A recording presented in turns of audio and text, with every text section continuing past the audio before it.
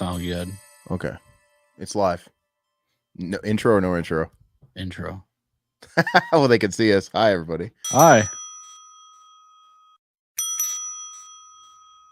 Hold it, hold it, hold it. For the love of Jane Russell's big fat horse's ass on toast, stop ringing that goddamn bell. Shit the bed. Well, howdy, folks. Come on in. Well, from the looks of them fancy breeches and sassy little hairdos, y'all ain't from around here, are you? So where y'all from? What? I didn't quite get that. Obviously all y'all is mutes, 'cause you wouldn't be fucking with me now, would you? No. See, the last guy that fucked with me ain't having a real good howdy-do today right now. Y'all city slickers think you can come in here and just waste my whole goddamn day, don't you? Well, the hell with that. Get the hell on out of here. I got me some chickens to be dealing with. Look, you don't quit doing the asshole shuffle and pick one of these goddamn options, I'm gonna come over there and put my boot up your ass. Oh, fine. You can just stand there and kiss a dog's titties for all I care. I got me some reading I gotta catch up on if you don't mind. Christ. Get this here thing on. Jesus. Oh. Yeah, that's a picture of the Grand Canyon or my ex-girl one. Yeah, let me see here if I got it. Oh, darling. I would purely love to bite you in the ass, take the lockjaw and have you drag me to death. Oh, yeah. Oh, my Lord. All that and flexible, too. Damn. Let me see here. Turn-ons. Oh, shit. Long walks on the beach, candlelight dinners, puppies. Fuck. Oh, turn-offs. Rude people. Violence. Clowns. Fucking whore. What the hell are you all still doing here? What, are you in love with my ass or something? Well, why don't you just get up off that couch and come here and kiss me on my ass then? Jesus Christ. Oh, well, fine. It is now official. You have just wasted most of my fucking day. It's lunchtime already. Damn. You will excuse me, won't you? Well, thank you very much. One of them juicy motherfuckers. Oh, yeah. I love this shit.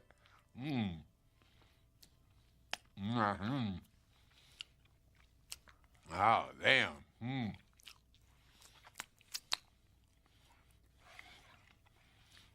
Y'all gotta get a laugh, I'm telling you. I bet you these go over real big at the police station. Damn.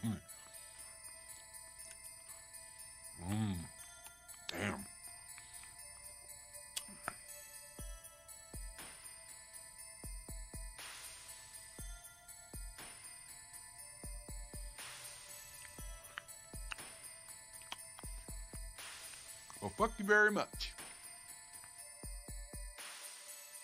Hey, what's up, everybody? What's going on? Hey, do I sound okay, everybody? Do I sound all right, Todd? You sound fine, man. Okay, you just got me paranoid ever since you said something. No, it was because you were standing up. You're away from the mic. Okay. But you sound crisp, baby. You sound crisp. All right. Let me see. Let's turn off this music, man. I'm excited to chat. Keep it casual tonight. What's been going on, everybody? Happy Hump Day. So, if you guys didn't already see in the comments, I don't know if Riverman, if you already did you actually put this in the video, the stream link? The link for people to chat. Not yet. Let me do it. Go ahead and throw it in there. I'm going to put it in the comments, though. Where is that?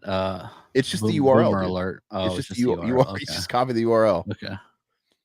James, congrats, man. Dodgers fan. Cool. Oh, absolutely. There you go. Oh, I'm a Royals fan, and they got knocked out by the Yankees. Fuck the Yankees. yeah. Are the Yankees still a dynasty? Yeah.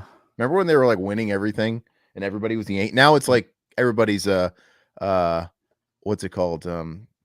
Well, I get no Royals are doing good now, but as far as like it reminds me of football with the Chiefs. It's like they're like the equivalent to the Yankees in the early 2000s in baseball. Yeah, and I'm not as big of a baseball fan as I used to be. It's just I don't know. I'm football through and through, whether it's college or pro. So, But so you want me to throw this in where which? well, can you put it in the description of the video? I can, but I'm gonna have to jump out of the room. I mean, don't do it then. I'll just kind of keep spamming it. I mean, well, fuck, they can't really copy and paste it out of these comments. Let me jump out. I'll be right back. Yeah, just jump out and put it in there. And I'll remove it by the time it goes up for, like I said, because I'm just going to leave this up. This is just a casual live stream. I'm not going to take it down, but I'll make sure to root because you guys are going to be entering an empty chat. And I don't want to do that. So Todd's going to do that. Yeah, hopefully. I don't know, man. I want to get some of you guys involved. So anybody wants to come in here and chat with us, man. Like I said, you don't have to feel any pressure to have a camera. You could just be talking from your phone. It could be just your voice. But if you guys want to hop in, I'm putting the link in the chat. Todd's going to actually embed it in the video so you guys can get it a little bit easier because I don't think you can copy and paste out of the comments here. But yeah, if anybody wants to hop in at all at any point, no big deal. You'll enter the lobby and then I have to admit you and then, no pressure. You're not going to be cold interrupting anybody or anything like that. But how's everybody doing? Happy hump day. Got a lot of stuff. We're open to talk about whatever, man. I know Todd and I have watched a couple of things we're going to kind of riff about. I've got some things I can talk about. If you guys want to do any impromptu tier lists, if you guys want to chat about any particular movies, anybody see Terrifier 3?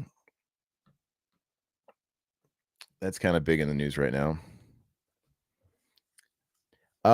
Yeah, I'll talk about the movie. I got some stuff there. I'm going to wait till Riverman gets back. He's just going to post the link for you guys. Dude, I'm so exhausted, man. I thought I'm usually super tired on Fridays, but I'm feeling this hump day, man. It's been a rough work week. Do most of you guys work regular 9 to 5s? You guys have the weekends off, or you guys kind of working all over the map? I used to work in hospitality, and weekends meant nothing to me. They were usually my busiest days, but now I work Monday through Friday typical, but I feel it midweek.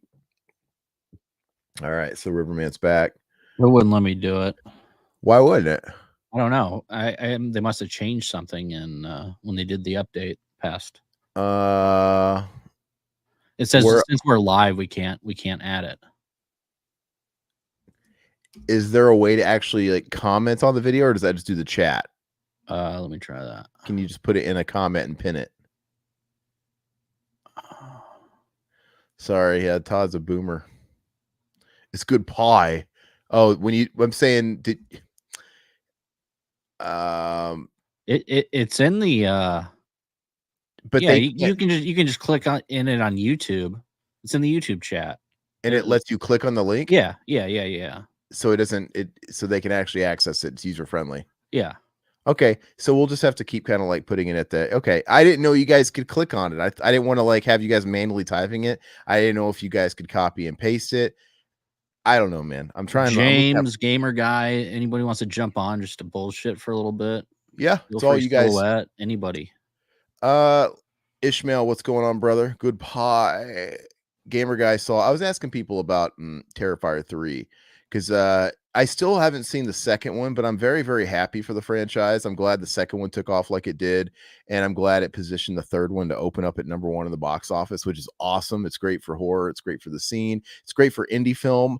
I was listening to a podcast with Damien Leone, and he was talking about how a lot of big studios were beating his door down with a stick, trying to get a piece of the third one, trying to put money into it and produce it. But he beat him off, man. Not beat him off. He fought him off.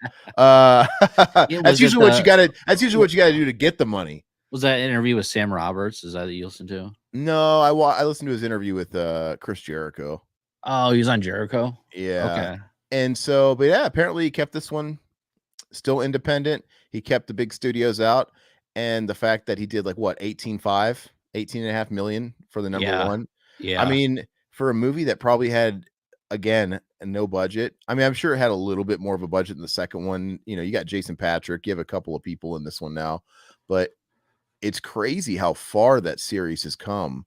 And because I remember when the first Terrifier came out, it was just sort of this indie buzz thing. I didn't think it was going to turn into what it's turned into at all. No. Because Terrifier is okay. I didn't love it. I'm like, The first one, yeah, it was fine. I felt like it was a Solid. homage. It was Yeah. a homage, love letter to ultra violent slashers, just trying to up the ante. But you know, like he even filmed the movie and put like that grain filter, or like, you know, like, you know, it's shot on digital, but they're trying to make looking like it's you know, shot to tape and all that stuff. And you know, I just thought it was another homage horror piece, and I thought it was okay. I thought the acting was absolute shit. I could have never predicted. I don't know what was the gap between the first and the second one, because whatever it was, the timing was amazing, because he must have left it on, you know, left it sitting out there just long enough for it to gain this little bit of a cult following. Yeah.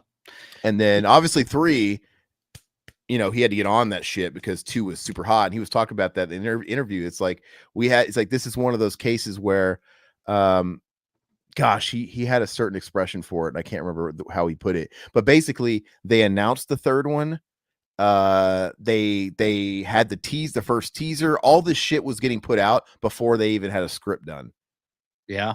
It's like it was one of those things where we have to fucking go, and we're on the clock. And the people that were supporting the movie, he wanted to have it out by Christmas time because it's a Christmas themed horror film, but they wanted it out in October, so it's just, he literally had to turn and burn this fucking thing. I think it was like in no time, in like 10 months or something. But yeah, it was one of those things where they literally were putting the carriage before the horse, and when they were pumping this out, even pictures of Art the Clown and a Santa, all this shit was like, this is going to be our sequel. Oh, here's the concept. Like, okay, now we got to fucking write it. It's just, yeah. Well, anyway. he needs an editor. I know that, because fuck, man, 2.5 hours for a slasher movie. Well, that's maybe where that's maybe the somewhat plus side of a big studio getting involved, is he would lose some power and lose some of that control.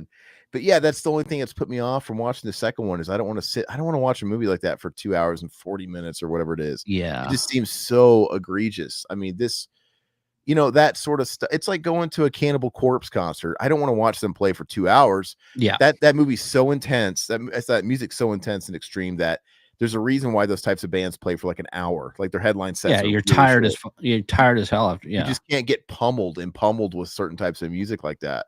And same thing with that sort of violence and whatnot. But I remember the first Terrifier being normal length. I don't remember that being long. Yeah, I think that was a 90-minute or something. Yeah, the second one was 240. This one's like 2 hours, I believe. I haven't seen this new one. Is it shorter though? It is shorter. It's 2 hours. Yeah, but it shouldn't be 2 hours. No, I know exactly. But honestly, you see, but that's fine. Like, I mean, people like it. I mean, when you see 2 hours and a half and 2 hours 40 for a movie like this, you honestly think it's a joke. Like, this has to be a misprint. Yeah. 2 hours, it doesn't shock me. Like, God, that is a long movie. That's the longest I would expect a movie like this to be, on the really long end. And yeah, anything, we're getting to like Titanic lengths. Like, come on, this is fucking Art the Clown. Unless it's like a supernatural type of like The Shining or something like that, that justifies it, like a 2.5 hour length. But something like a slasher, I can't do it, man. It's tough. Yeah. James says Terrifier 3 had a $2 million budget, and yeah, that's kind of what I would have predicted. Okay. That's what I would have predicted. That's amazing. So the fact that it did 9 times that plus in its first weekend, and you know, a movie like Terrifier is going to clean up after theaters. It's going to clean up in rentals. Yeah, I'll buy it when it comes out. Horror fans are going to buy it. Yeah. That's the thing about the horror stuff. And actually, that kind of reminds me of something else we'll talk about in a minute. Todd and I both watched Maxxxine, but there was a line in Maxxxine from the video store guy where she took the job for a horror movie.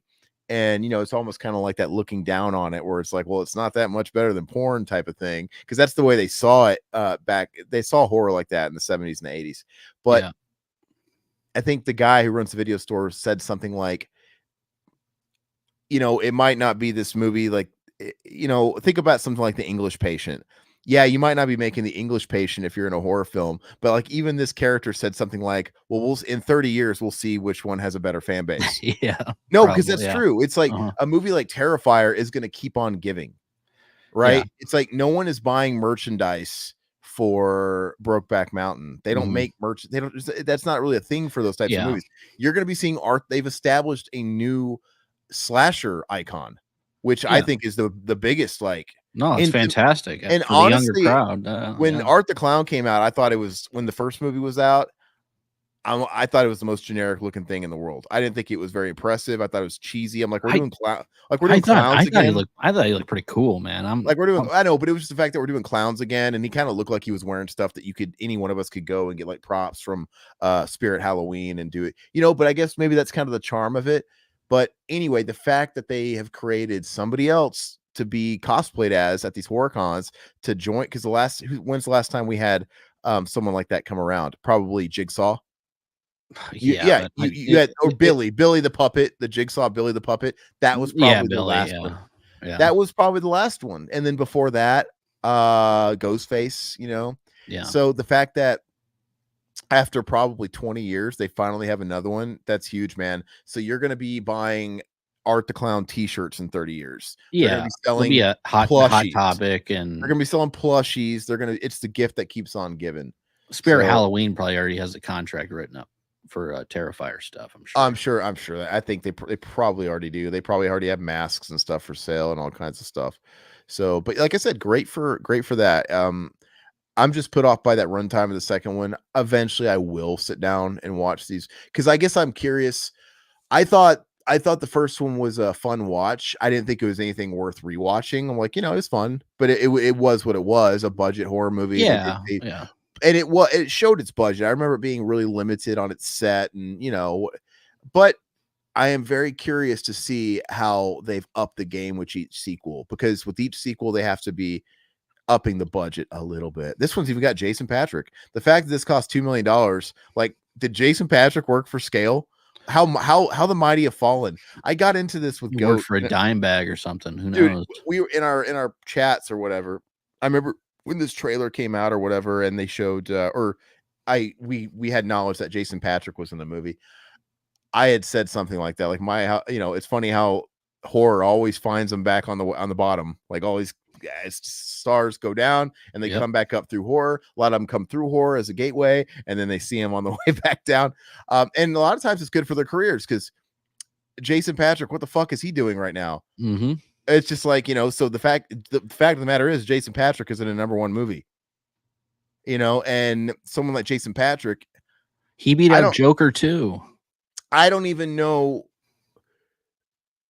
Look, these guys might be known for Lost Boys. He might be known for Speed 2, Cruise Control. I don't know. But movies like Sleepers, you know. But the fact of the matter is, if the future is con circuits and these guys, when they get on up in age and the Hollywood stops knocking, or, you know, God forbid, sarcasm detected, Hollywood is no more. It'd be great if we just kind of reduce, you know, go back to just all these indie flicks. That'd be great. He's going to be able to rest his laurels a bit on Terrifier. It's just how it's going to work. You know, he'll always be signing Michael 8x10s. Mm-hmm. But you know what? They're going to have Art the Clown on that little fucking banner above the table. They're just gonna. How many of these are they going to pump out? You think it's going to be like 10 of them or what? Well, I think he said that he'd like to do a fourth one, but that has to be it.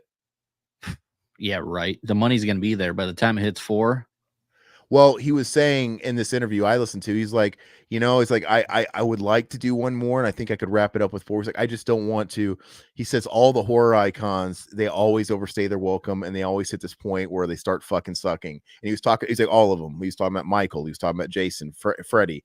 And so he doesn't want to be, you know, he doesn't want to be, but right now he's in a good position to hold on to those ethics, because he hasn't sold out to a big studio. It's not like the house that Freddie built. It's not New Line Cinema and these bigger machines. And, you know, because I don't know who he's been in bed with, but I guess it's probably all down to who financed the original one. If it's one of these things where it was super homegrown and he really owns the character through and through, I think he owns the IP. So if so he ends up selling it, it's not like Freddy where Wes Craven gave up the rights to make Freddy. He signed a deal with the devil where it's like Bob Shea, they gave him the money to make the first Nightmare on Elm Street on the caveat that, like all these deals go, they own the perpetual rights to any sequels or whatever. So it's kind of a double-edged sword. You want it to be a big hit, but if it is, well, they're going to fucking franchise the shit of this and they're going to fucking destroy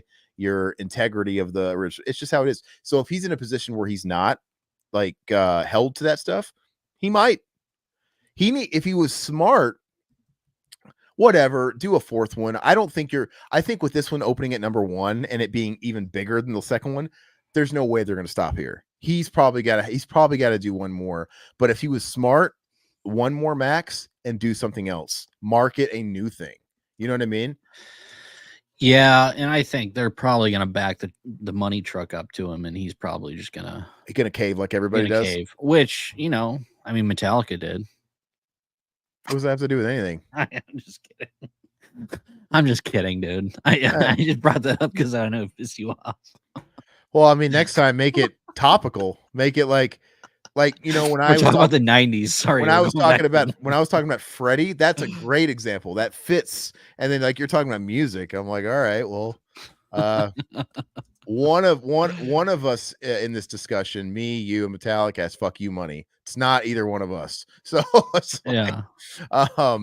But yeah, I mean, Damien Leone is brilliant because he really does come off as quote unquote one of us because he's a newly famous guy. Yeah. And he still hits the con circuits. He was hitting the con circuits off the first film, right? When he was at a certain level. And who was doing that? Who had a film on the level of like that first Terrifier, where honestly it kind of got discovered in streamers like Netflix and shit. It wasn't a Shudder, or it was somebody. I don't know. Because when we did a commentary for it, it might have been. I don't know why I feel like I watched it on Netflix, but all I know is how many directors were going and doing cons. Now, if anything, it's the legacy directors that are doing cons. Yeah. Right. That are stars in their own right. But like the balls, like, hey, I just directed this movie Terrifier. I'm nobody. I'm going to start doing cons. He's headlining cons. He's headlining the Day of the Dead con in Arizona. And that's brilliant. And he's the one that established that early on. Like from the first movie that was just this like indie thing. Normally you might have the actress Art the Clown showing up, sure.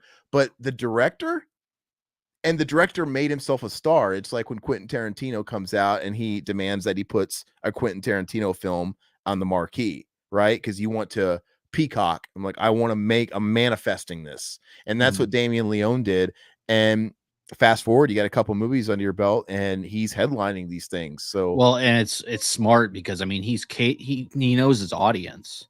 I mean, he's catering to these horror fans. So he's going to do what they want because he's going to make, shit ton of money. So. Yeah, it's smart. So if I made a movie like Terrifier, yeah, he's of our ilk and of our generation and he knows what's up with the scene.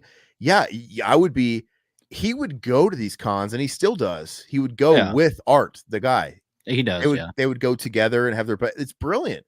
And so I know it's possible most of the normies just want Art the Clown and the pig. I get it, but I would be very fascinated. I'd be more interested in talking to Damien Leone personally. Yeah. The filmmaker. I know Eli Roth's back doing cons now, and I mean he could take some notes from Damien Leone because I mean he could figure out what the hell to do next because he fell off because he's making a lot of shit. So I mean Thanksgiving was a step up because I really enjoyed Thanksgiving. But we will be talking about that later. He's tried so bad to step into mainstream and take Hollywood gigs. He's done it. House with the Clock in the Walls. That's a family picture. And I'm not knocking anybody for trying to branch out. Doing that shitty Borderlands movie. He's trying these things, and you have like the Death Wish remake, and I don't know. At the end of the day, you gotta know where your home is. You too good for your home? I mean, they all do it. Home, the only home he's ever known. let's see. Wes Craven tried it with that Music from the Heart movie, that movie with Meryl Streep back in the 90s, and had NSYNC on the soundtrack of Gloria Estefan. That was on TRL, dude. That was Wes Craven's first movie outside of horror. And then you have John Carpenter. He did a couple of studio pictures. He did like Starman, and technically The Thing was, I think was kind of, it was a studio picture, right? Or maybe it wasn't, but it was a studio picture, but it had so much money into it where he wasn't doing everything himself. He literally just fucking directed The Thing. You had why can't I spit it out? Ennio Morricone doing the score. You had different script writers. So it still feels like a studio picture because it wasn't like as organic as like a Halloween or Escape from New York or whatever. But you could argue it's his best movie though, which is funny. But yeah, he did Starman. He's done that stuff too. Yeah, Terrifier is a lame name for a franchise. It's weird. I'm of two minds about this because I've thought about this. I think if you can make a very simple, bold, single word title actually fucking land, that's the ultimate goal. Oh, but I think most of the time it comes off as cliche or stock or cheesy. Cause like, yeah, a name like Terrifier, like, God, there probably is a million movies called Terrifier, by the way. I haven't done the research, but there's probably been so many projects out there called Terrifier because it's just a generic term. But if you can land it, that's the ultimate, man, because now you've taken this word that everybody knows. It's got instant recognition. You know what that means. There's a movie called Terrifier. You know what you're in for. It sells itself. There are no questions. It's kind of like a movie like Halloween. Halloween, it's a horror movie. Absolutely. You could never call another movie Halloween.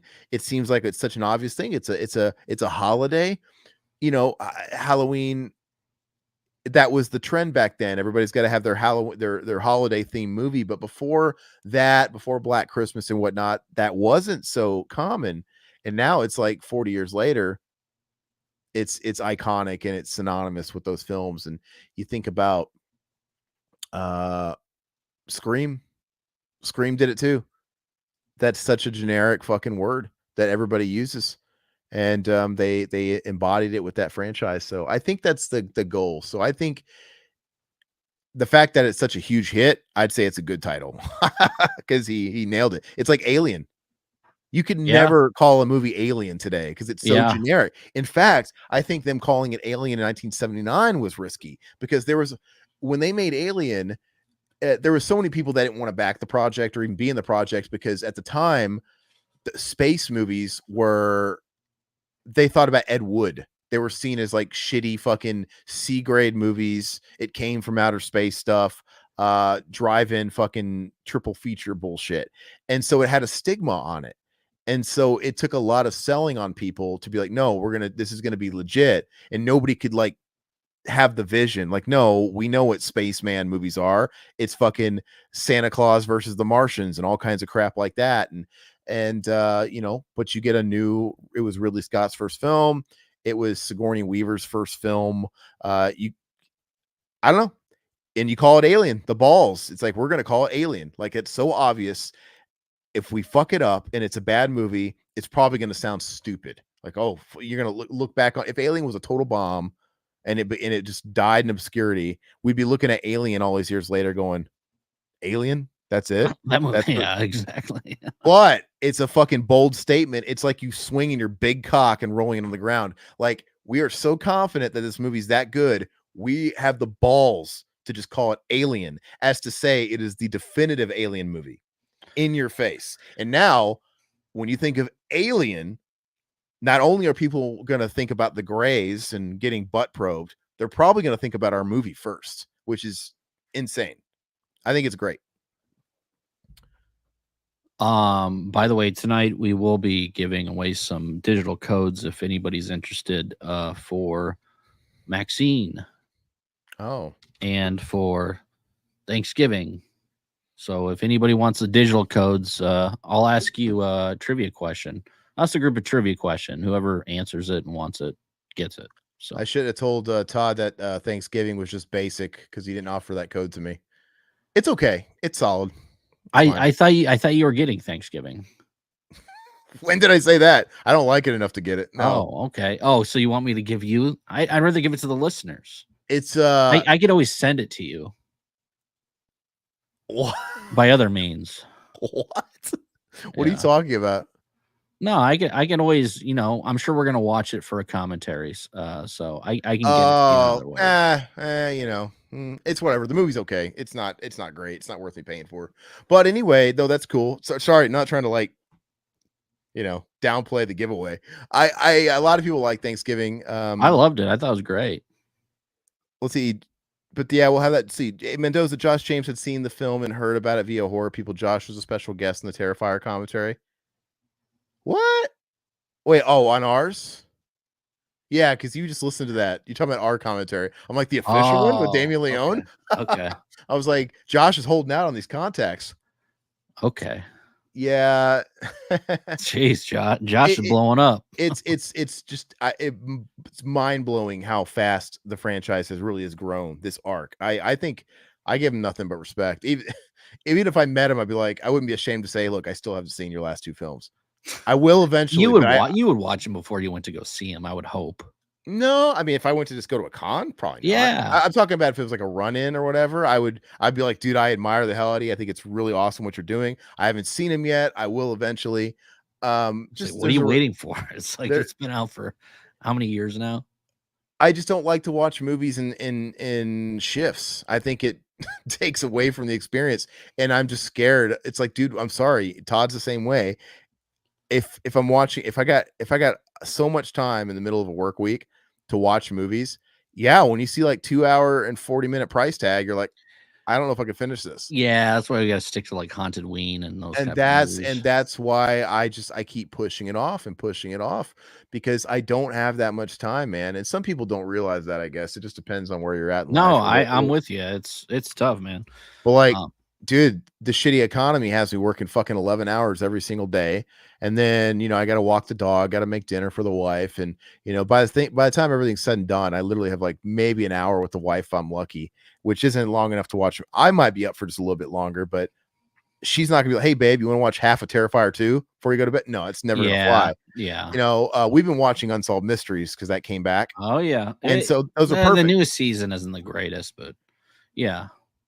We're halfway through the new one. You didn't like the Becky episode? Come on, that was cool. It wasn't bad. Like the first season of the one that came back, or was it the second season I really liked? I think it was the second season was really good. This one is okay. Like I think I'm like 4 episodes in. Well, I don't know what you're talking about. Like what? First of all, these seasons only have 5 episodes, and the newest season 5 just came out, and it's only got 4 episodes. Like season 5. Oh, maybe we got through them all then. When did you watch? Like it just came out. When did you watch it? I watched one like a couple months ago. Was that last season? Season 5 literally just came out like last week. Oh, okay. Maybe it's the previous one then. Yeah. So the season 4 had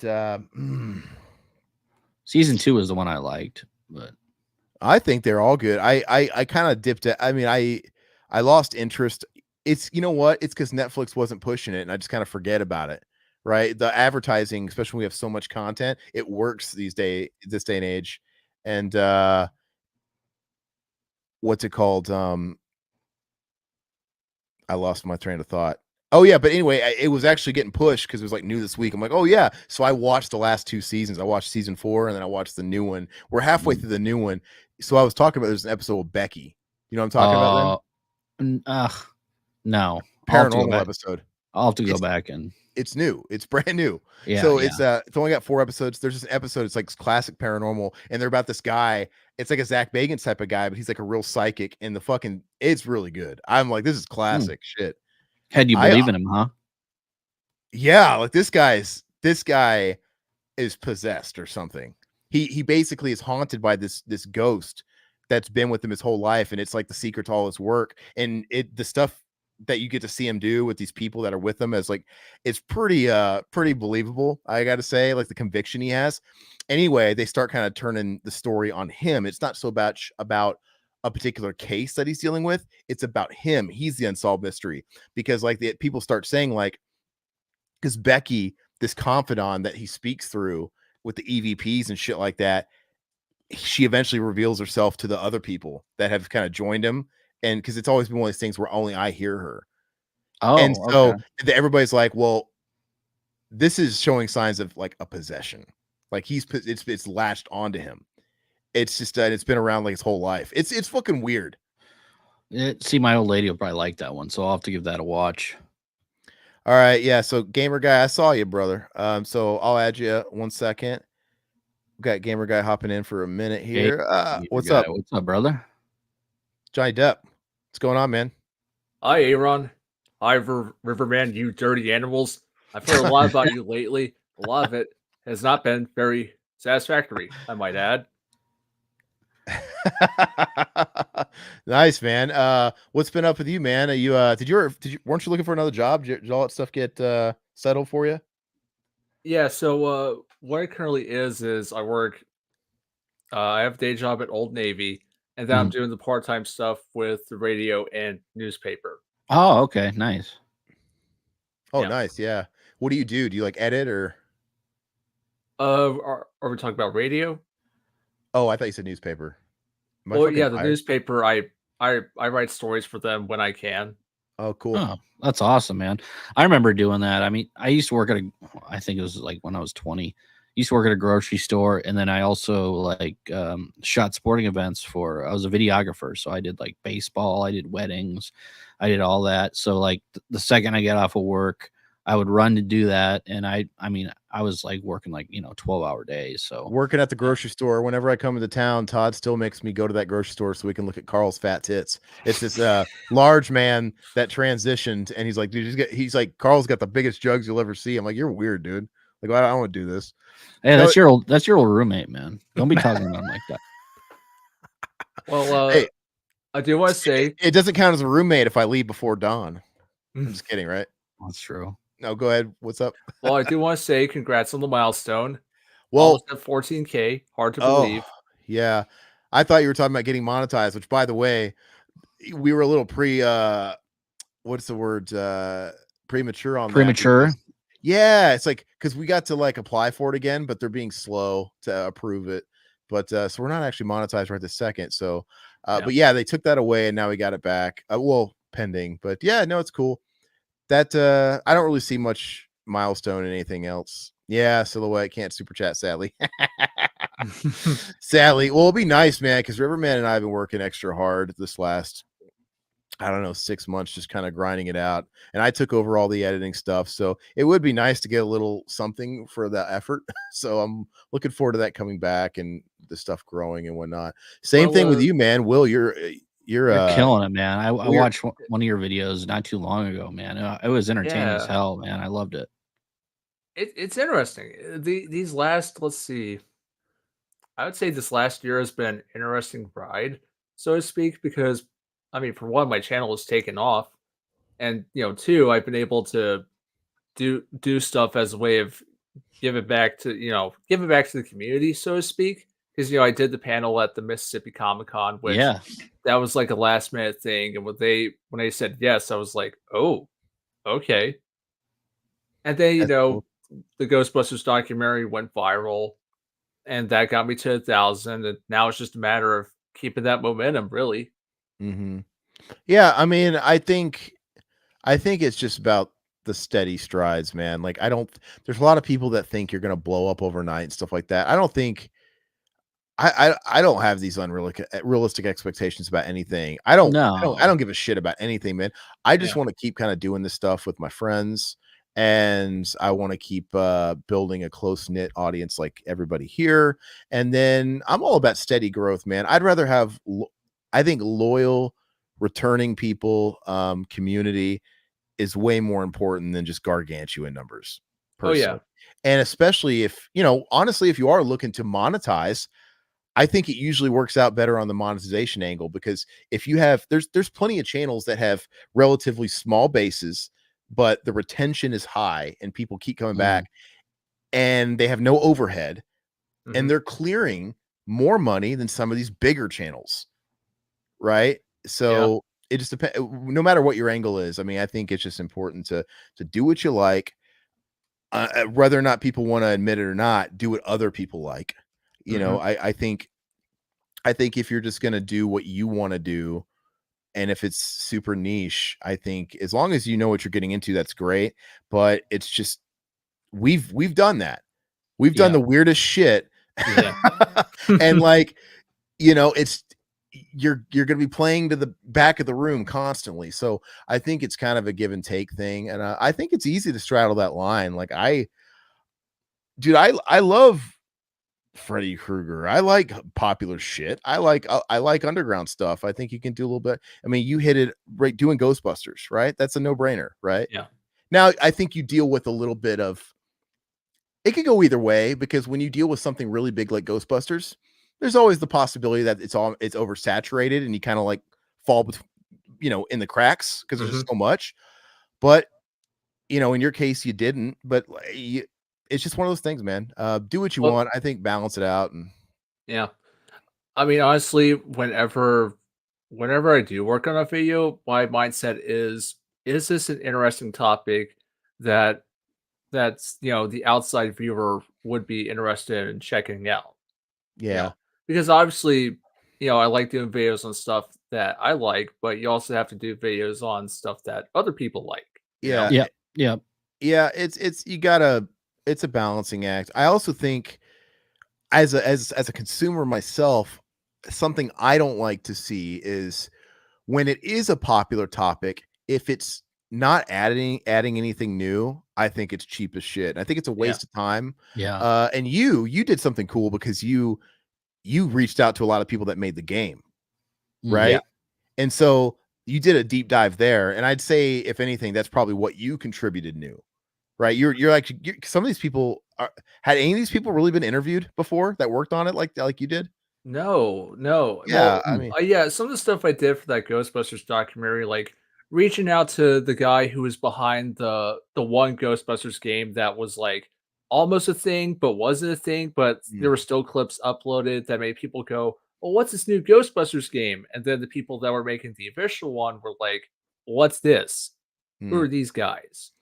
Doing stuff like that or exploring the other versions of Ghostbusters that were made, it definitely gave that documentary like a lot more unique angles than like say your I don't know if you've heard of him. His name is Matt McMuscles. He does a video series called What Happened, which is basically just like a general summary of here's this game, here's what went wrong during production, so on and so forth. He doesn't really like reach out to the developers.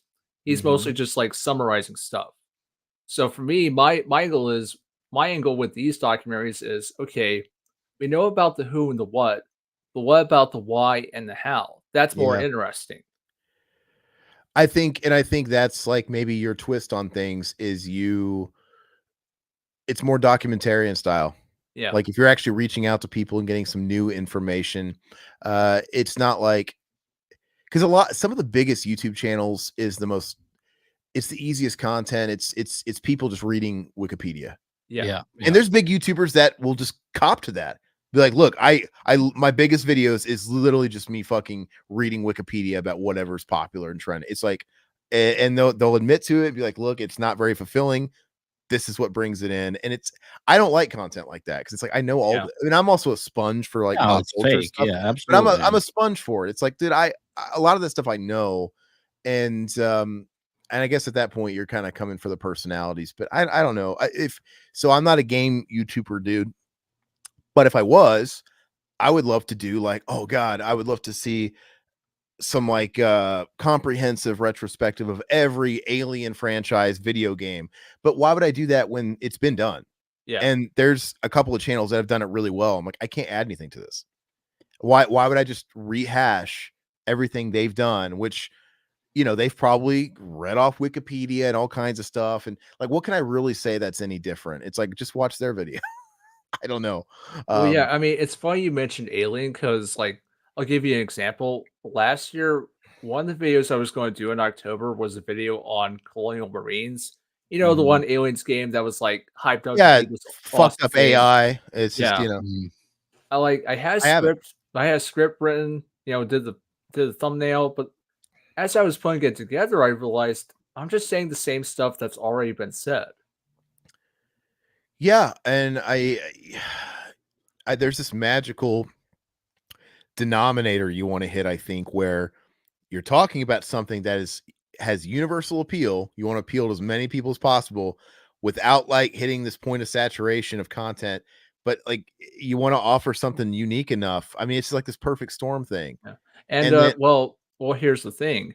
So after I finish this current video I'm working on the recent Dead Rising remake, my next video will be on Colonial Marines, but more specifically, some of the prototypes that have been made publicly available that show like different versions of the game.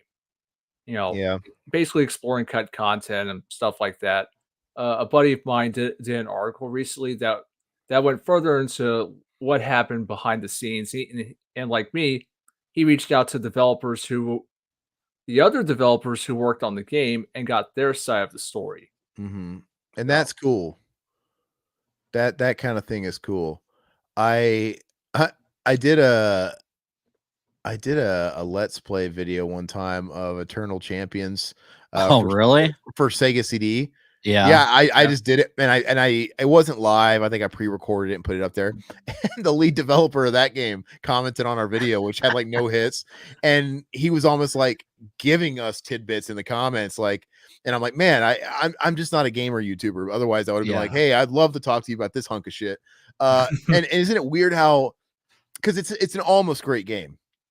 Yeah. No, It's I was aesthetic. excited for it. Yeah. The art in it's great. The stage design is awesome. The finishing moves are great. The animation, the pixel art, everything about it's fantastic. And even the concept. Everybody comes from a different point in time, and they're snatched up right before the moment of their death, and they're given a shot at changing their outcome in this tournament. And if you lose, he returns you back to the moment where you're going to die, and then you die. It's brilliant. It's the best, conceptually the best Mortal Kombat knockoff, conceptually.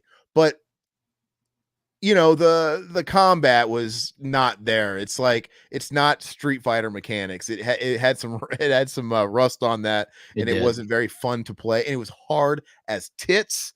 But if you were just watching a let's play, you're like, God, I got to play this game. It looks awesome. And then I didn't know it was on Sega CD. I thought it was on. I just hadn't played it on Sega. So. Yeah, the sequel is on Sega CD. Oh, gotcha. Okay. I don't know if it's seen as like a sequel or more like a ultimate version of the first one. But the sequel, the one on Sega CD, has more characters.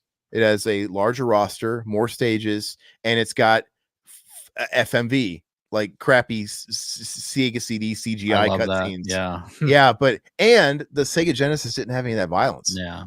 The Sega CD was violent, dude. And like for example, there's one of these stage fatalities where you're playing against this like Texan guy. He's like from the Wild West, the Wyatt Earp days. And before the match, his little taunt is Hoogie Hall. And he spits. I don't know what Hoogie Hall means, but I always say it to my brothers. Hoogie Hall. Hoogie Hall, dude. Anyway, the stage fatality in there is like you're on like a moving train. And the stage fatality is when the other guy loses, it like goes dark and the train moves and moves and moves. And all of a sudden he's impaled by like a sharpened log. And then like his guts and intestines are all over the place, and these squibs and everything's like moving, and it's animated. It's pixel. Yeah. So it's just more detailed than like Mortal Kombat would get, where they're just obviously taking like what do you call it, mannequin props and just fucking duplicating them all over the place, or whatever they were using. So they're making a movie off that. Really? They announced to say, yeah, they're making an Eternal Champions movie. Like, wow. Theatrical. And I'm like, nobody knows what this is. It's the weirdest thing in the world. I think we lost Aaron. You didn't lose me. I hear you. Oh, sorry. You just froze up for a second. You're good. No, it wasn't. I don't know. Will, is your connection okay? Yeah, you guys are fine on my end. Okay. That could be on my end. Sorry. And the more people you get in the room, it tends to, remember like when we'd have like 5 people in here, and like there's always, and like Goat would be like the wild card where he'd be like fucking shit, and it would just make the whole thing crash. It just happens. But yeah, I can't believe they're making a movie off that. It's like the weirdest thing, because sometimes I get it. You want to go off nostalgia bait, but literally you have to be remembered to be nostalgic. And I don't think anybody that's younger than me remembers Eternal Champions. Not enough people to want to. I don't want a movie. No, hell no, dude. I don't like. Eternal Champions was popular for about a year, and that's it. Hey, was it ever popular? They're Sega pushing was it. Yeah. Sega was pushing it as their competitor to Street Fighter and Mortal Kombat. Yeah. And so they were trying to make it a thing. That's probably why you remember Yeah. it being all over. It was on the cover of Sega Visions. Ooh, really? They got the cover to Sega Visions? How'd they pull that off? Yeah. Right? It's just, they were forcing it down your throat, but it just didn't happen. And but if it would have taken off and it could have been nurtured, there were some awesome characters in that. Midnight was the vampire, and he came from the Salem witch trial days. His stage was a burning at the stake at the town square, and his stage fatality was, you burned someone at the stake. Some of these characters were just awesome, dude. And you had like this almost Terminator like cyborg character from the future. It had art design going for it in spades for sure. But Mendoza, I remember Eternal Champions. I need to watch that playthrough. Yeah, anybody that's kind of in our age group is gonna remember it because they, like I said, Sega they bought out ad space and comic books, and it was all, it was getting force fed to us for a year, but I don't think it sold. It's just one of those things. It's kind of like how everybody knows Munchie existed. I think we all saw Munchie at the rental store, but did anybody actually go and see Munchie? I like Munchie, dude. It's so bad. It's good, man. I think you liked Munchie because they told you to like Munchie because you saw it at every video rental store in the early mid-90s. But did you see? Were you there when Munchie needed you? Did you go to the theaters and actually give it box office? Well, no, because I was too young. Yeah. Well, did your mom say, "Hey, let's go see Munchie"? That looks good. No. No, she would rent like Thunder in Paradise or something like that. They're gaslight. Okay, that's another one. Thunder in Paradise. But anyway, let's check out. Let's see. Yeah, it had cool characters. Dr. Giggles, better than those Mortal Kombat clowns. I mean, they weren't any less ridiculous. Mortal Kombat 3 was out, and you had Cabal, this guy with a gas mask, and he had like coat hangers in his hands. It's like, okay, and he wore like a trench coat. The design of the characters were awesome in Eternal Champions. It just all comes down to gameplay, though. How many times can you reskin the same ninja? I mean, as many as there are primary colors, secondary colors too. I mean, we got into absolutely. They did everything but pink. Which they should have had a pink ninja, man. There was the rumor when you're on there was the rumor that there was a ninja called Floyd off Pink Floyd because Rain was the purple ninja and he was named after Prince, Purple Rain, and so naturally, there's a pink one out there named Floyd after Pink Floyd, and now now it's like I think Ed Boon is always. He's always like he always likes to take all that lore that kind of came from like the playground and eventually incorporate it into the franchise. I mean, a lot of these things actually became real characters into the game, and I think in the new Mortal Kombat, Floyd makes an appearance in some of the towers. Oh my god, it's dumb. If they answer your question, is they've even done Brown, dude. Tremor was Brown. I don't remember Tremor. Because he appeared in that Jack spinoff games. That's Jack spinoff game. Oh yeah, okay. On PS1, Special Forces. Yeah, it's terrible. Yeah. It's like a really bad Metal Gear Solid clone. Yeah, it's a top-down view, and it just kind of plays. Sonya like that. Blade in that, or just Jax? I think you're trying to rescue her, but it's all about it's dumb. It's you're going up. You're trying to get Kano. He's the big bad, and just like Metal Gear Solid, there's like he's got his henchmen, his like Foxhound bullshit or whatever, and then one of the weird characters they created for this generic ass game was a guy named Tremor, and fans demanded Tremor to actually make it to an actual canon game, which Ed Boon had nothing to do with Special Forces. It wasn't even created by them, and they put him in MKX, and now he's like technically what's it called, the tag assist, the cameos in the new one. So whatever, I'm talking too much about that shit. Gamer guy, have you seen this yet?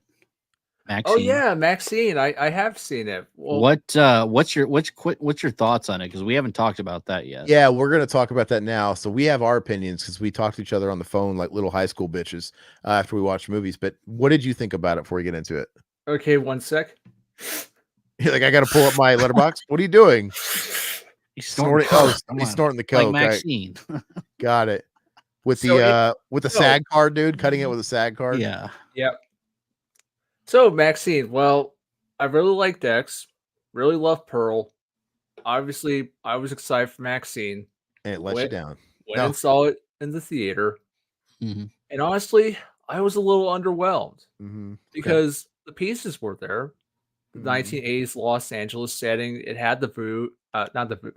It had the mood, the vibe. It has great performances, but the script wasn't quite there. It fell short. Let's put it that way. That's how I put it with Todd. Perfect, When I talked to him, I said it had everything going for it as far as capturing the time capsule. It had the jerk off parlors. It had strip clubs. It had the video room, the video stores. It had all this stuff. It brought me in, and my first 20 minutes watching it, I thought I was going to love this movie. Yeah. I especially, like, I'd say the first 20 minutes, I'm like, this is going to be my favorite of the three. And I knew it was kind of divisive going into it, but I'm like, you know what?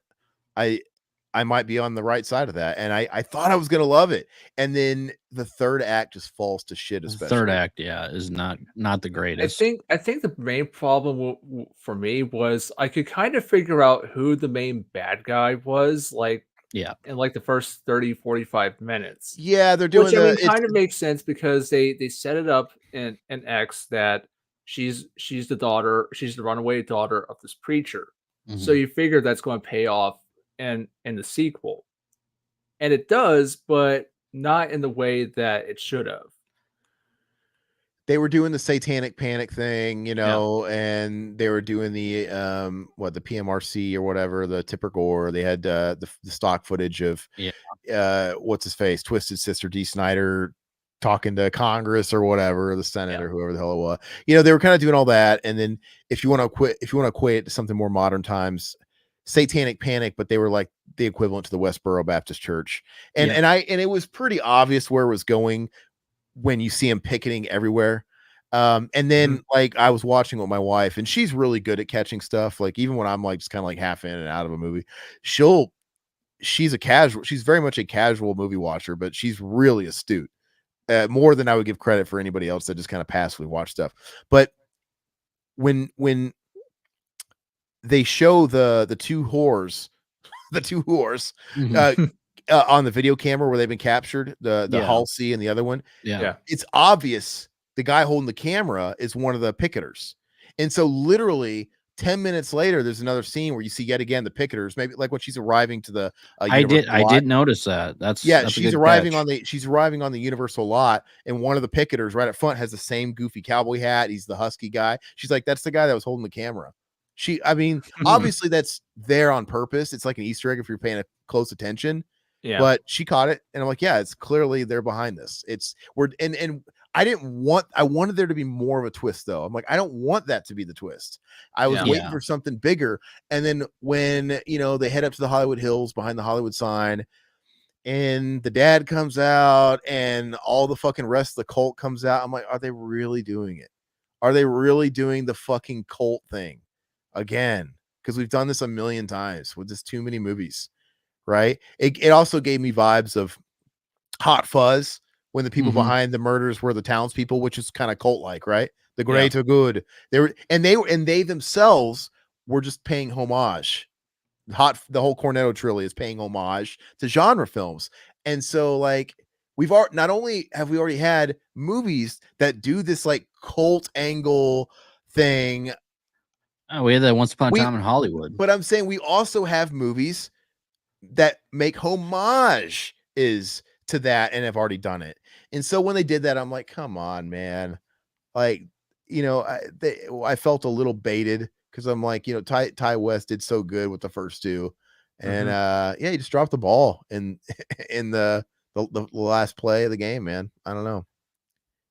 Which, I mean, it was pretty much centered around Kevin Bacon as the antagonist for the longest time, and then of course the twist is the dad. But they made it pretty obvious that he was just the hired gun, though. Like, you didn't think he was the main bad. I know, but they didn't give enough to. I mean, his dad was more of a her threat. Dad was a cult leader. It's like big deal, and then he ends up getting shot or whatever off screen. It's like I don't understand why that all happened with the police officer shooting him off screen. Like, the bad guy, that was dumb. Yeah. I hated that when she went chasing him, and then she comes back around and she's got like the crucifix in her eye. Like, I told you I'd get him, and just like that, she goes and he's on the ground. I'm like, damn, dead. Yeah, like he wasn't dead, but he was shot and he was down. Like, there was no one final scare. There was none of that stuff. Like, wow, we just kind of missed it. Because you're supposed to get that showdown. You're supposed to get that last gratifying encounter where the guy you're rooting for prevails, and they did it off camera, and I don't understand it. And Silhouette later, he doesn't want to be a downer. No, you're not being a downer, man. He's talking about his issues with his heart. Sorry to hear about all that, dude. Yeah, you're not being a downer, man. If you got to go and rest, that's one thing, but you're not being a downer. But feel better soon, regardless, man. Hey, we'll do a quick trivia giveaway, so you might win this. If you want to see Maxxxine, you haven't seen it. But I like how we've given you 2 very mid reviews for these movies we're giving away. Which Maxxxine is, I mean, it's not bad. It's a 6 out of 10. That's what I give it to. Like, it's enjoyable. I like it. It's kind of a mess, but I wasn't bored. I got through it. For me to want to buy the movie, it has to be on my personal list at a 7 out of 10. That's like, I'm going to go out of my way to buy it. I'm probably not, I blind bought Maxxxine, but that's what happens when they make 2 good movies before it. You put a little faith into it. Like, okay, I'll buy this one because you've proven to me. And then, like, fuck a duck, they got me. Oh, it's good to have in your collection, man. I have all 3 of them, so yeah, you gotta have in your collection. Sure. But Gamer Guy, I mean, you're also able to answer this question if you want. I'll be nice and I won't. Yeah, because he's got a little bit of an advantage having the voice here. Anybody in the chat, type it in. Which actor from Hocus Pocus said it was her favorite of her movie roles? You got a 1 out of 3 guess. I'm guessing it's one of the Sanderson sisters. It could be the fucking chick, the girl, the love interest, the one that was in what's it called? Eyes Wide Shut. She played the whore that Tom Cruise went out with. Tom Cruise, yeah. Guys, it's a 1 out of 3 guess. Yeah, it wasn't Penelope. I'm gonna guess it so I can get my code. No. Anybody in the chat want this thing? Is it Kathy Najimy? Is it Sarah Jessica Parker? Is it the obvious Bette Midler? It's one of them. It's one of them.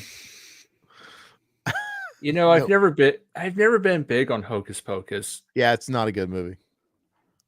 It's not good. I just don't have the nostalgia factor behind it.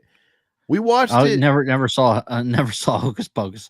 All right, maybe I can give you a new question. Yeah, who was it? That's not a good question, Todd. It's actually a bad question because it literally is like there's 3 Come on, challenge us a little bit. Well, these questions suck, dude. I've been looking for horror trivia, and how many hemorrhoids does Riverman have on his ass right now at this very second?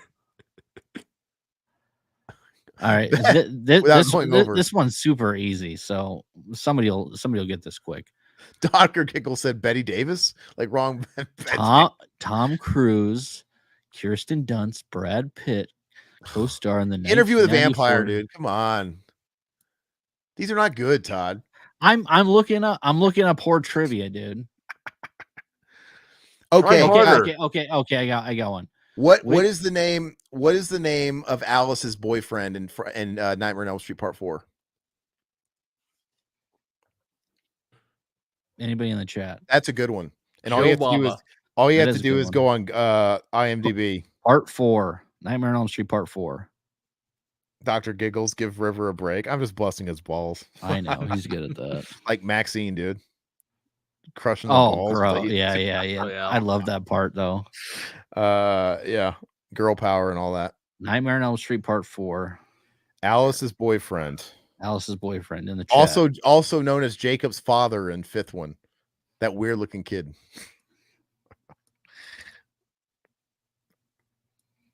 Bueller.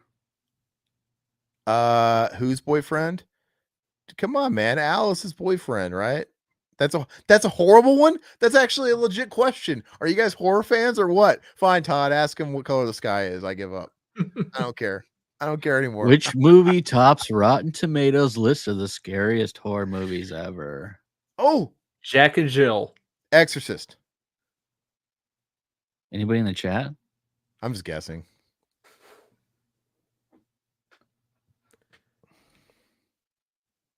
Well, hold on. I think Dr. Giggles got it, isn't it, Dan? Yeah, it's Dan, right? Isn't Dan the name of the boyfriend? Yes. You asked the question. You didn't even fucking know. I it. have to Google it. I forgot. They're all so interchangeable. Jesus. Doesn't matter. Yeah, I think he gets it. All right, Dr. Right. Giggles, shoot me a message on Instagram or Because Twitter. Rick's or the brother. Dan's the stud football player looking boyfriend. Yeah. Hey, I got a Maxxxine code for you. So shoot me a message. I just on screenshot Instagram. it. I got it. I got it right here. I showed you this. I folded it, jackass. All right, I'm not gonna say anything else. Let him do the second question. Mendoza got that one, but Dr. Giggles ain't got no Instagram or Twitter. You ain't got no future, Jack. Sorry. Shoot me an email. My email is rivermanbtm@gmail.com. rivermanbtm@gmail.com. He's donating his prize to Adrian. Okay, Adrian, hit me up. Yeah, Adrian will hit you up. And he'll slide into those DMs. So what's the next one again? You're gonna I was gonna give Thanksgiving if anybody hasn't seen Thanksgiving yet. Oh yeah, that one, it's solid. I don't love it as much as Riverman does. I like it. I'm getting a little tired of overtly derivative horror. You know, I mean, everything's derivative. I get it, but like Ty West, Eli Roth, and even Tarantino, they come from this whole school where they're just paying maximum homage to like 70s and movies and 80s movies, and it's all right. Get a little tired of it. Another shitty horror trivia question from the Today Show. Oh, Al Roker knows horror. Bram Roker. Okay, how many minutes does Michael Keaton appear on screen in Beetlejuice? Wasn't it like 15, 14? Close. That's a hard one, but I think if you've seen close. the press for it, it's something small. You're very close. 14. No. 18. Why are you guessing? Because you want this code? I'm gonna mute myself. Anybody in the chat? You're gonna beat yourself? I'm gonna beat myself. I'm gonna mute myself. Mendoza, you want another code for Thanksgiving? Keep guessing, Aaron. I'll give it to you if you get it. I'm gonna win. Okay. 13, 14, 15, 16. It's teens. 17, 18, 19. Which one was it? You didn't get it. 20, 21, 22. 11. I'll give you a new one. No, it's one of 11, 12, 13, 14, 15, 16, 17, 18, 19. Which one is it? Okay, you got it there, but you got to answer the question right the first time. Okay, so what was the original title of Michael Jackson's song Thriller? Ooh, I used to know this. Chiller? No. I'm just gonna guess. Mendoza? It has to have the Dr. same Eagle? syllables, so it can't be Terrifier. Thriller. What was the original title of Michael Jackson's song Thriller? God. Shriek? Schiller? Miller Lite. Miller. I knew a guy, a really ugly guy with last name Miller, and he told us his nickname in high school is Miller Lowlife, and I about pissed my pants. Because he really was. Gosh, I that's a good one. Does anybody know that? I know I've heard this. Nobody's gotten in the chat, so Thriller. Gosh. okay, I can ask you another Michael Jackson Thriller question if you give want. us the answer to that one though if you're going to move on, because I'm Starlight. Curious. I know I've heard that before, but that's not ringing a bell. Nobody won that round. Nobody won that round. That was hard. Because it's Starlight. Okay, I'm not going to give you the actual director's name because once I say his name, it'll give it away. Okay. Which film inspired Michael Jackson to collaborate with director blank? That's easy. On the Thriller video. London. You got it. Aaron got it. I win? You won. You won. Stroke that ego, Iran. Stroke it. Anyway. What else? Oh, I was gonna say, guys, totally random, but that's what this stream's about. I think I put it in the chat. My cousin is on The Voice right now. If you guys watch that stupid shit, Really? yeah, and he's doing really good. He's a front runner for sure. What's Yeah. his name? Jeremy Belote. My maternal side, Belote. How do you spell that? Oh, Bealote. Belote. What does that mean, Aaron? You have some honey in your voice. What does that really? You really want to flicks? What? That doesn't flick my bean. What are we talking about? I don't know what's going. What are we talking about? Okay. Yeah, Oh man, he does look like Aaron. No, he looks like my grandmother's side of the family. She looks like my grandmother and like all the Belote clan maternal side stuff. Definitely doesn't. Here, let me. My mom has let too much me- of my grandpa's DNA. What, are you actually gonna show a picture, dude? Yeah, I'm gonna show a picture. This is your blood, dude. Oh, okay. Yeah. Well, he's really, really, really, really talented. Yeah, that's good, man. Oh no, Mendoza, I really don't. Here you go, Mendoza. Yeah, okay. He's got some sugar in his tea for sure. I mean, but you know, that's his business, whatever. Yeah, whatever he wants to do. But, Well, there you go, Mendoza. Hook you up there. He's a theater kid. If that's I mean, he literally, I think if you watch the show, he's even got his nails painted. So he's not trying to hide anything, but he's very talented. I'll check him out on the show. He had the 4-chair turn. Nice. They're all fighting for him. And on he's The Voice. Let's just say he's a Michael Bublé guy. So he's on Team Bublé. Oh, Bublé's on that now? Yeah, it's Snoop Dogg, Michael Bublé, Reba again, and Gwen again. Really? I thought it was what's his face? Who's that country singer? Reba's on. Oh, Blake Shelton. He left. Blake Shelton. Oh, and Gwen Stefani. Okay. But Gwen Stefani's on there now. But you got Snoop Dogg, dude. Being God, what does Snoop Dogg know about talent? What is Snoop? What won't he do for money? Is what, didn't Dre do all his beats? I don't know, but he's like trying to sign all these like country singers to death row and shit. Like, come on to Team Snoop D-O double Jizz, and everybody picks that joins Team Snoop. He gives them a bling, a necklace, dude, and he's always going up there and hugging people's mamas. I gotta hug mama. Like, he's just that character. What does he do? He's been on everything. He was on the damn Olympics, man. He does everything. Months ago. He'll do anything for money, dude. And I think, the Martha Stewart partnership and the whole deal. He'll do anything for money. That's crazy. But yeah, Mendoza, he is a little sweet. Well, Got some sugar in his coffee. That's all right though. And what's it called? You asked me before, so in the chat, Will, here shortly a teaser is going to come out for my short film, and I made a little Instagram account and Facebook if anybody wants to go follow it and support. If you already haven't, I appreciate it. So we'll have a teaser for that in the next couple of weeks. I'm looking forward to that being done because it's been a monkey on my back for a long time, 2 years. And you're all going to watch it and you're going to be like, wow, this shit took 2 years. What's the name of it? I mean, you got to tell us at least. Oh, okay. The name is Behind the Blackened Heart. And I think the actual Instagram is just abbreviated like BTBH film.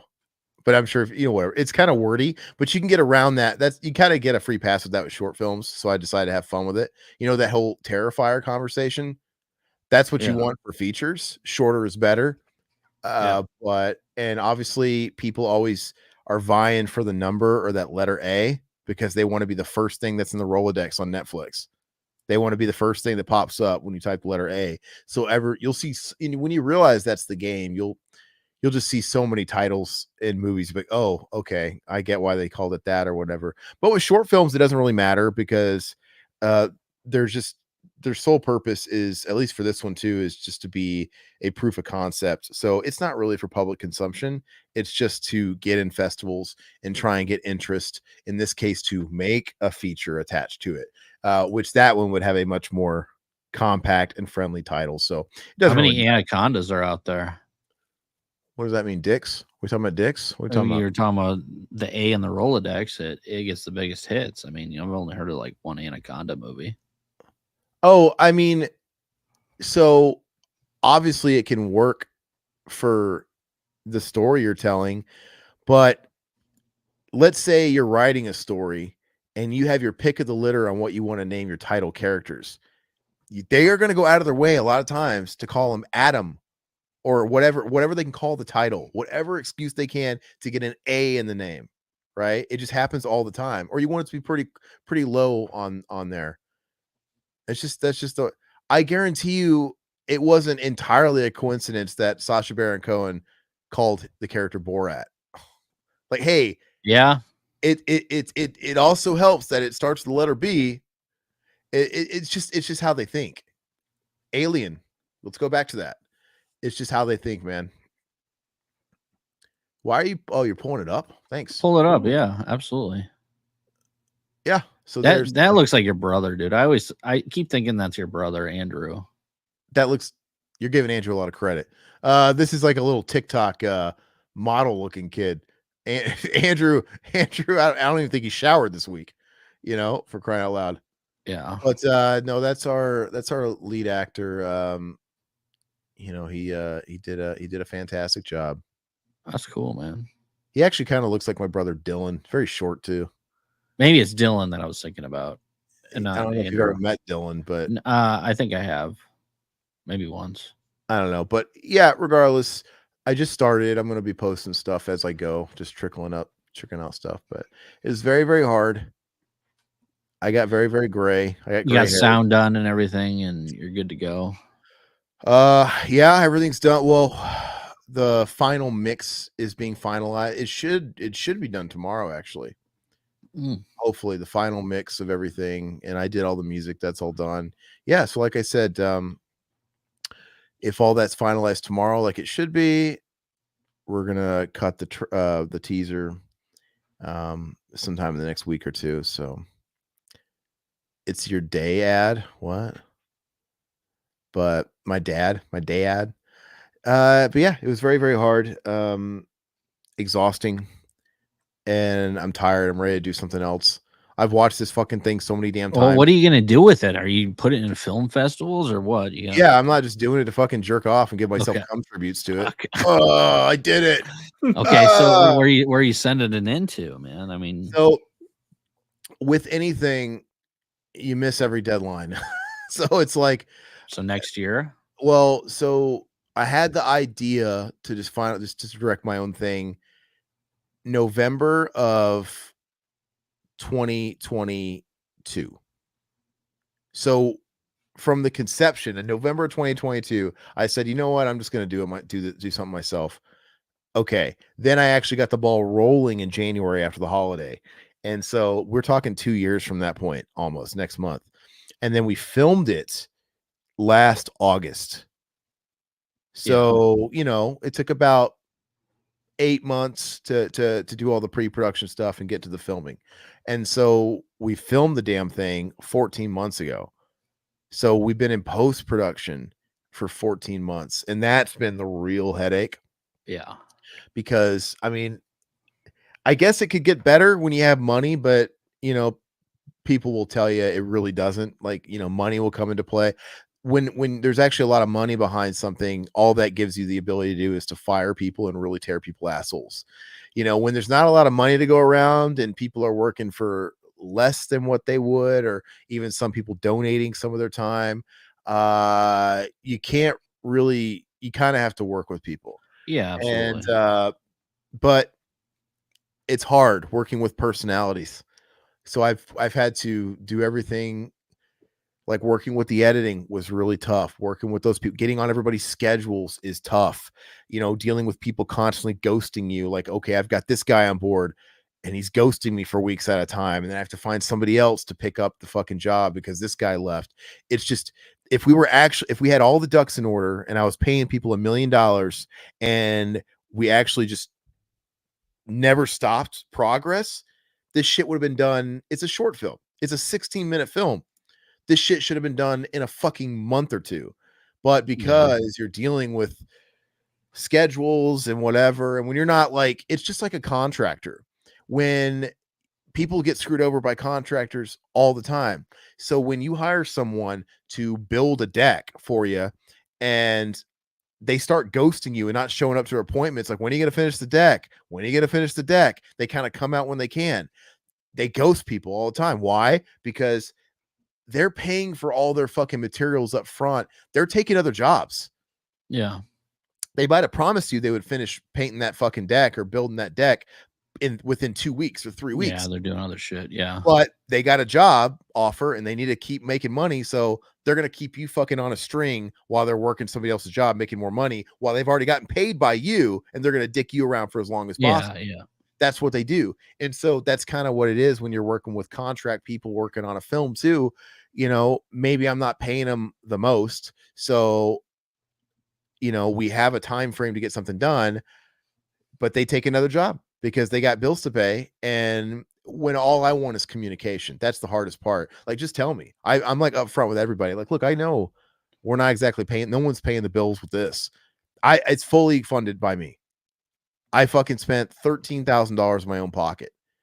Well, so there's that aspect of it. And then I had some people put in sweat equity and et cetera, but nobody's paying the bills with it. So like, I totally get it. Just tell me. But you have a lot of people that'll just ghost you and not call you and keep you on the hook. And it becomes a giant headache. But don't let the stress make you think that the fruits of the labors weren't good. Whenever everything got done, it is good. It just was hell getting there. It was hell getting the edit finished, and it was hell getting the coloring locked in. It was hell getting the sound guy. I love the sound, just turned out great. It's been really hard getting on the same page with my sound guy though. But once we get work done, it's good. So, well, you're done with it now. Well, knock on wood. I'm done, but am I really done? Because we got to do the online portion, which is like, we got to do subtitles. We got to add credits. We got to add, there's the last little thing that isn't so much on me, but knock on wood, it's done enough to where I can cut a teaser and everything else, but it ain't it. Dude, there's been like the smallest of tasks that have taken me a couple of months to do that should be done in a fucking day. So I'm knocking on wood, dude. Just got to get there. But anyway, to answer your question, yeah, we're going to take it to festivals. We kind of missed, I thought I was going to have this thing done I thought I was going to have it done before the summer. Like, I felt like a little under a year was totally fine, doable. So we're going to miss most of the festivals this year. There's a couple ones in the winter. I don't think we're even going to bother with that. We're just going to prep it for next year and try and come out swinging with all those. So the idea is, I want to make a feature. I wrote this feature script a while back, this particular one, and then I wrote this short off of it as sort of like a not a backstory of a character that's in it. So yeah, the idea is to just get money. It's to hopefully do okay in festivals and for somebody to be like, hey, I believe in you. And then you wheel and deal like, great, give me money. We want to do this. We did this with a little bit of money. Here's what we can do. And then I'll present and I'll have my packets and everything else and my pitch decks and all that stuff. And who knows? So Todd and I did it backwards. Todd's the one that worked wedding videographer jobs, which is like every director known to man's first job. Oh, it's terrible. They all work as wedding videographers and doing that stuff. And yeah, here I am running around. Okay, so what we should do, or what you should do, is Mad Monster. You need to take it to Mad Monster Party in Arizona, and you need to show it to Tom Savini. You need to get up to his hotel room so he can watch it, and then ask him if he can get a tagline on the actual film. Yeah, I don't give a shit about his fucking endorsement. It's not for commercial purposes. So I'm not dogging how anybody does anything. However you get your project out there, whatever works. But when guys like Lush when he was doing like projects like that, when we talk about the famous Savini stuff, I think there's really no point in trying to pay people to get endorsed. Why would you want to get an endorsement on a short film anyway? Like, you're not going to make any money from a short film. I think a short film is like a thesis. It is a means to get to the next step, right? You're not gonna, even if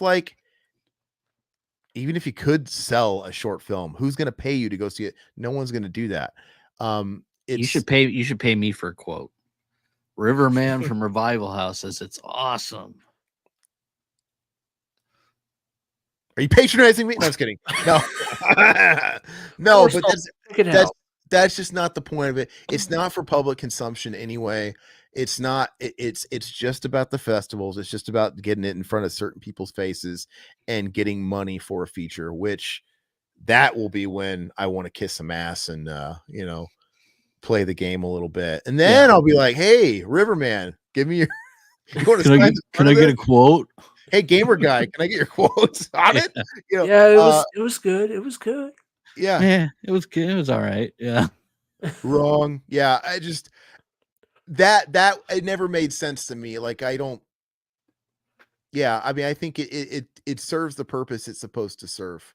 But with that said, though, it turned out pretty good. There's a lot of people that will tell you horror stories about like, oh, if you direct your first thing, expect what's it called? Murphy's Law. It's all going to fucking go wrong.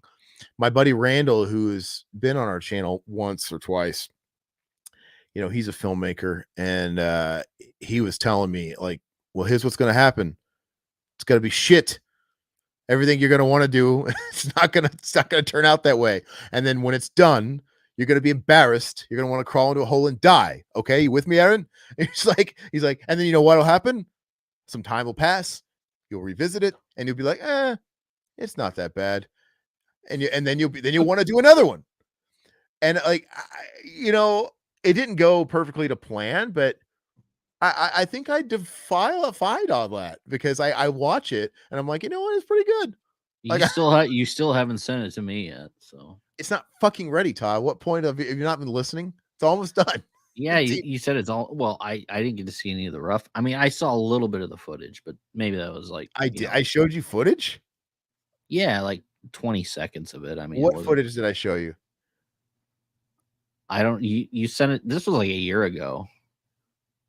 What did I show you? Sure, I didn't show you pictures. No, you showed. Was it pictures? I thought you put it in the box of some footage. I'm not showing anybody footage till it's done. No. Yeah, so that's just the way it goes, man. I've been carrying this fucking baby for so long. I want to have it's got to have an actual coming out party. I'm not going to let you see like an aborted mess. I'm going to dress it up, put little pigtails on it. It's going to be a real thing. So are we going to do a commentary on it or what? Oh yeah. Oh, I don't care. Yeah, but not right away. I don't know yet. I got to talk with my producer and figure it out because I don't see what the problem is and just letting everybody see it because like I said, like more eyes, the better. I don't see like, is there like some fucking fast rule where you can't be on the indie festival circuit and also not have like an open Vimeo link for people to watch it? But people do that. Like indie guys do it all the time where they'll keep it under lock and key while they're doing it. And eventually they'll make it available for everybody. But I'm like, guys, this is not fucking Edward Scissorhands. Yeah, you know what I mean? Like you should you're not Tim Burton with the next big, everybody's waiting for your next project. It's an indie film. Like you should get it out as much as possible, even if you're shopping it around on the indie circuit, it's on in the festivals and stuff like that. So what?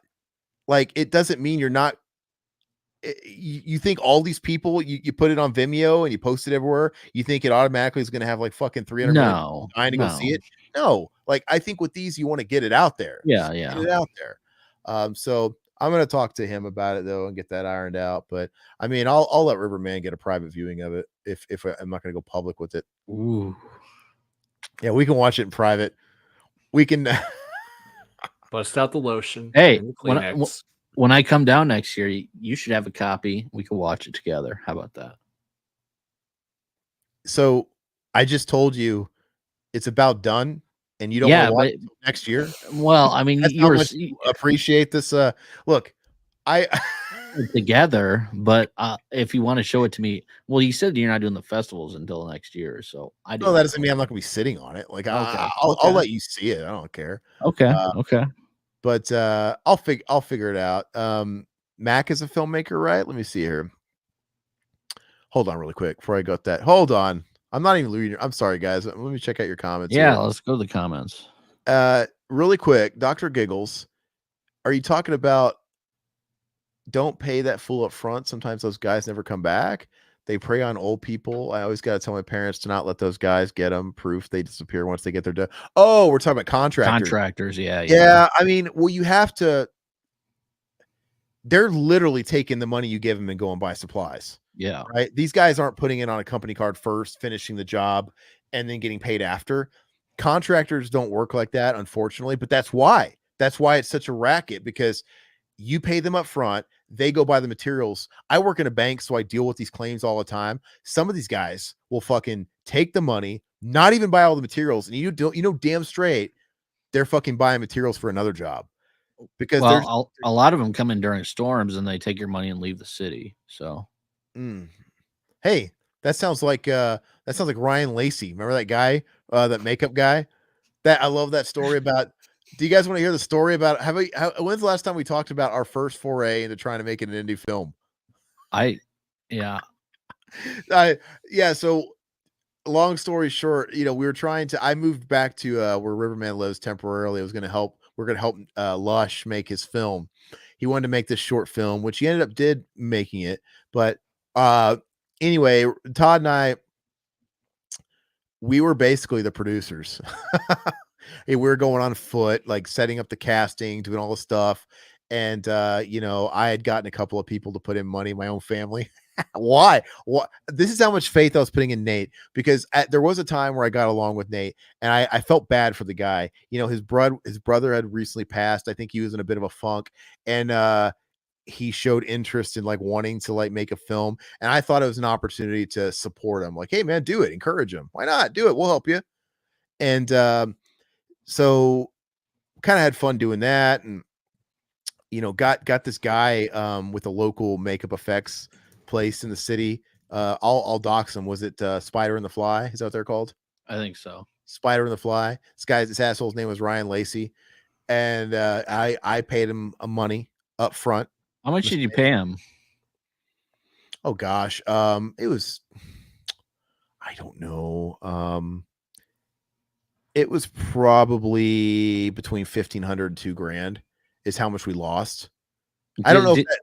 I don't know if that's, I think that's it.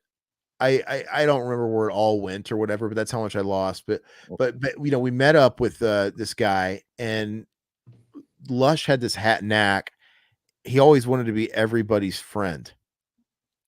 And I think that's a problem. I know that makes me sound like an asshole. No, you should want to be friends. You should be friendly, but I definitely believe you should, keep a little bit of a guard up, just because you just don't, dude, you can't trust anybody.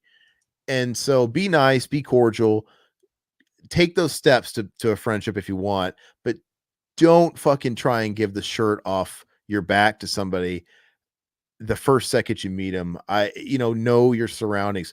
And in Nate's case, don't give somebody else's fucking shirt off their back, because that's what he would do. Nate was never buying the drinks. Nate was always forgetting his wallet. Nate was always putting it on other people, aka guys like me. Anyway, whatever. I had bartered this deal with the Spider and the Fly guy. Got that worked out, because, like I said, I was essentially a producer on this thing, and worked out the finances, got the finances. And I said, okay, Nate, so we got to have another meeting. Let's have a meeting with them, and then we'll have we had a contract written up. Let's get this going, And then he didn't want to do that. He's like, oh man, I don't want to do the contract thing. He's like, we're like best buds. I'm like, Nate, what? Oh yeah, I remember that. Yeah. He's like, oh no, he didn't want to do it like by the book. I'm like, Nate, I'm doxing him. His name's Nate. Lush. I didn't call him Lush in private.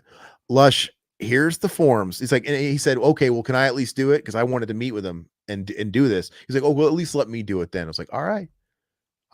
So I gave him the forms. Like, you need to have him sign this.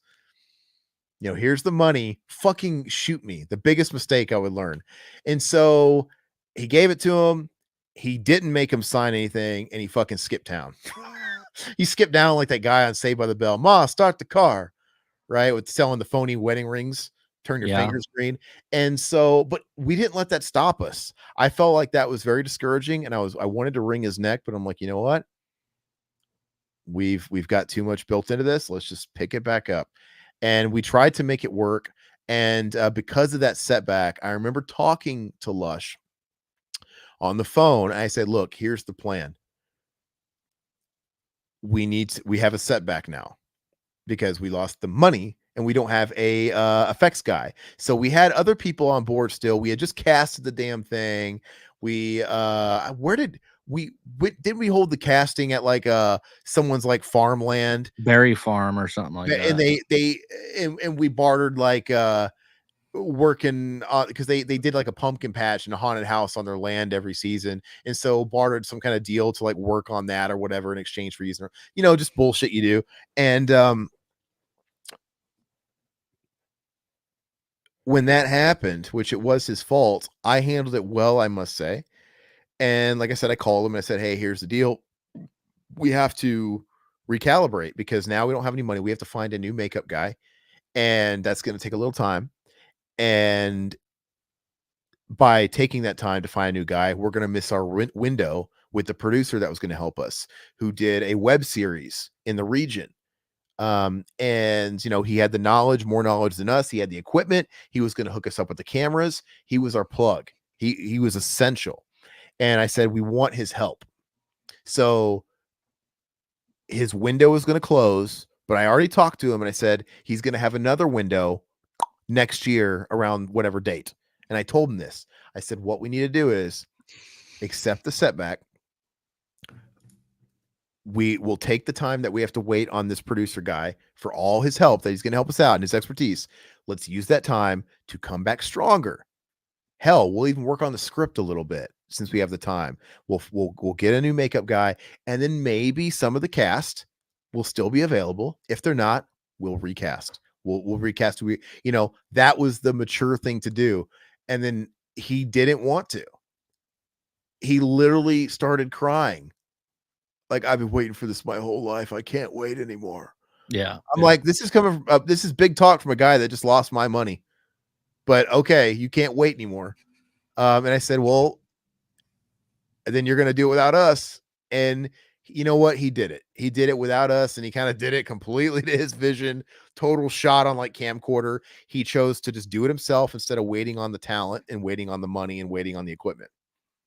So, but it turned out exactly how he wanted it. Real rough, real terrible actors because he couldn't keep some of the actors, and like shot on VHS. It is what it is. It's not how I would have done it, but it is what it is. And that whole fucking thing kind of like ruined the friendship. But I always told myself if I directed something myself, I would not do it the way that went down. I would do it right. And so like this thing, I mean, Lush's film, it's not without merit. I mean, I watched it not that long ago because I think you can watch it on, where is it at? Is it like actually on Amazon? Tubi, I think, wasn't it? Tubi? Yeah. His short, and he did a couple of shorts. And I think, to be fair, I think his second one was a little better. He did a couple, like he got a little better with each one. And the first one, it wasn't completely without merit or anything. I mean, it had its weird shot on video charm to it, but it is what it is. The film, it looked like it